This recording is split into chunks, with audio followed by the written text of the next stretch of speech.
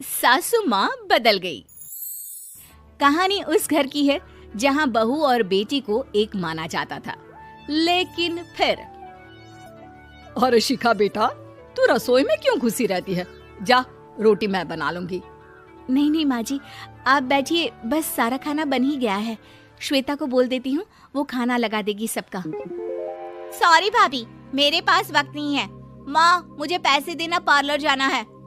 हाँ हाँ चली जाना, भाभी को भी ले जाना।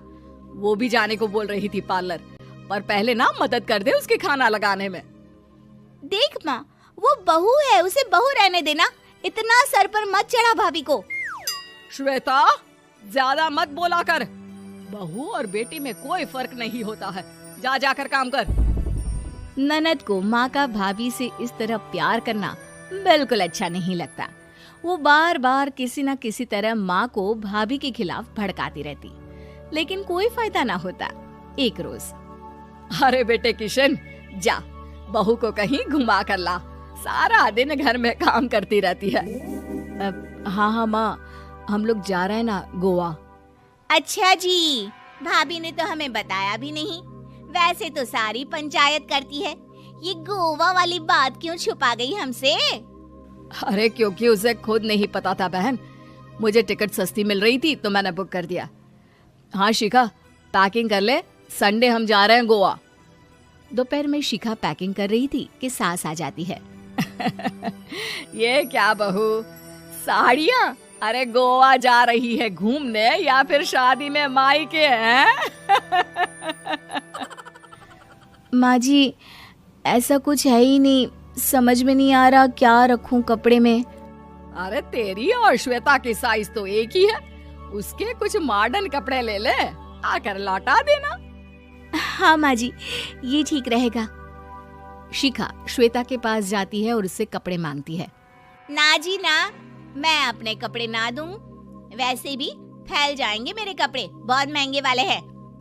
शिखा मुंह लटकाकर कमरे में आ जाती है तो सास कहती है, चल तैयार हो जा, तुझे मैं शॉपिंग करा कर लाती हूँ गोवा की।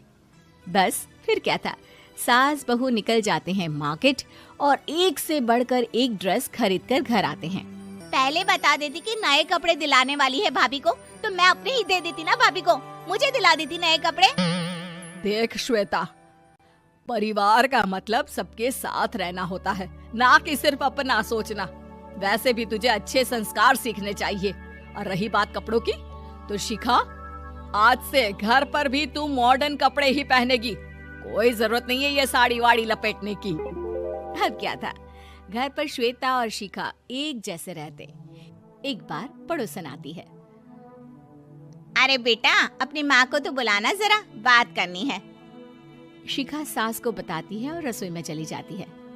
ये आपकी बेटी बहुत बड़ी हो गई है, इसके लिए एक रिश्ता है, कहो तो बता दूं। ये बेटी नहीं बहू है, घर में सब एक जैसा ही रहता है। वैसे मेरी बेटी भी बड़ी हो गई है, कोई रिश्ता हो तो जरूर बताना।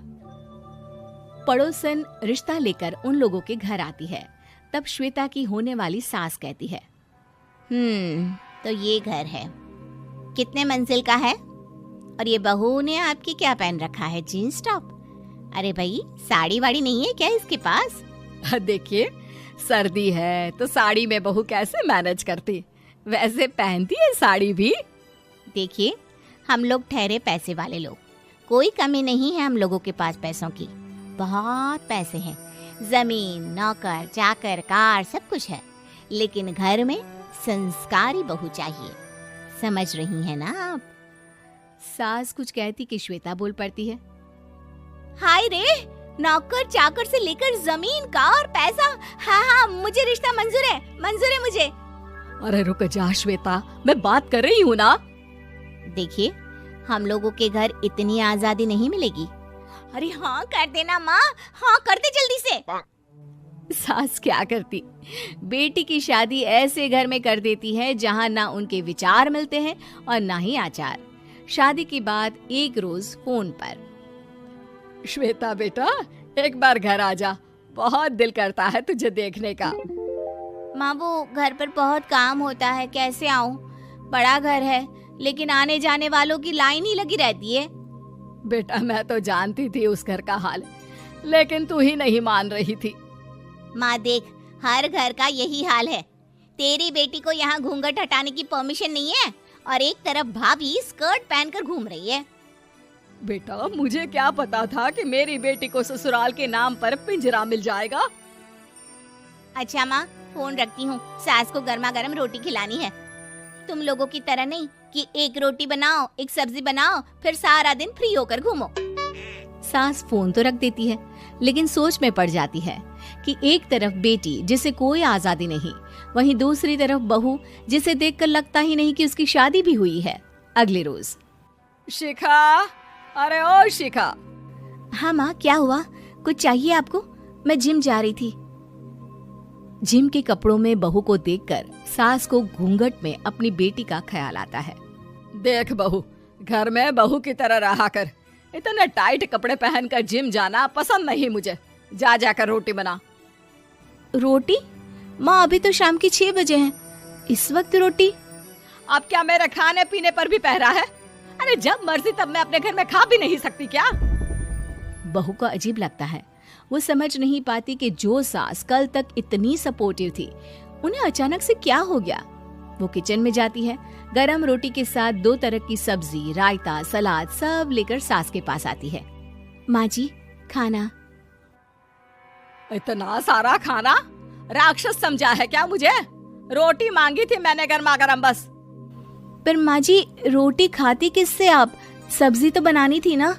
अरे भूख मर गई मेरी तेरी बहस से। जा जाकर काम कर, अंदर पूरी रसोई साफ कर।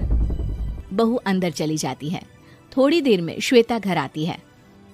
अरे शिखा, जल्दी से चाय ला, पकवान बना, मेरी बेटी आई है। अरे नहीं नहीं माँ, ड्राइवर बाहर खड़ा है। मैं तो घर का कोई सामान खरीदने के बहाने यहाँ आ गई हूँ, मुझे जाना होगा।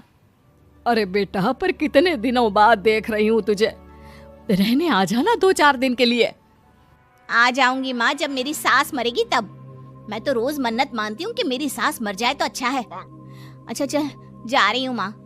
हे भगवान, कैसे कैसे दिन देखने पड़ रहे हैं मेरी बेटी को।